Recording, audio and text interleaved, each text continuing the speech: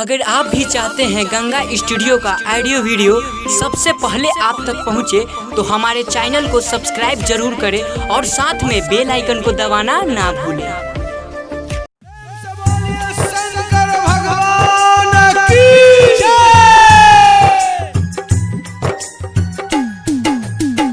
Recording by Ganga studio Patna.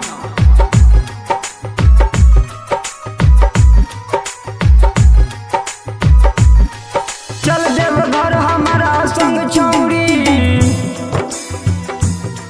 चल देव घर हमारा संग छौरी, ना थक जाइबे तू गोरो से। हम जातनी अपना बिलोरो से, हम जातनी अपना बिलोरो से, जल ढारब पहले तोरो से। हम जातनी अपना बिलोरो से, जल ढारब पहले तोरो से। नीतीश नीतीश नीतीश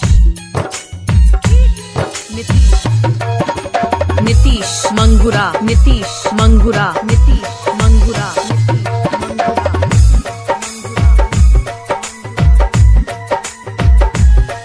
तू पैदल ना चल पैबे रे,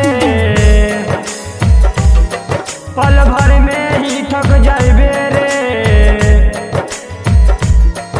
तू पैदल ना चल पैबे रे, पल भर में ही थक जाइबे रे। गिर जाइबे तो उठ पैबे ना, गिर जाइबे तो उठ पैबे ना। दर्द होता बड़ी जोरों से, हम जातनी अपना बिलोरो से, हम जातनी अपना बिलोरो से, जल ढारब पहले तोरो से। हम जातनी अपना बिलोरो से, जल ढारब पहले तोरो से। नीतीश नीतीश नीतीश नीतीश नीतीश मंगुरा नीतीश मंगुरा नीतीश मंगुरा।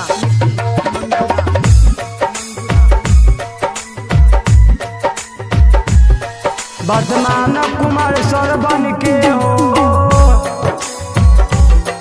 समझा लो अपना मन के हो। वर्तमान कुमार सर बन के हो, समझा लो अपना मन के हो। पिंटू परदेसी रख ले बा, कारू गुड्डू ही रख ले बा, गाड़ी में जगह हम जातनी अपना बिलोरो से, हम जातनी अपना बिलोरो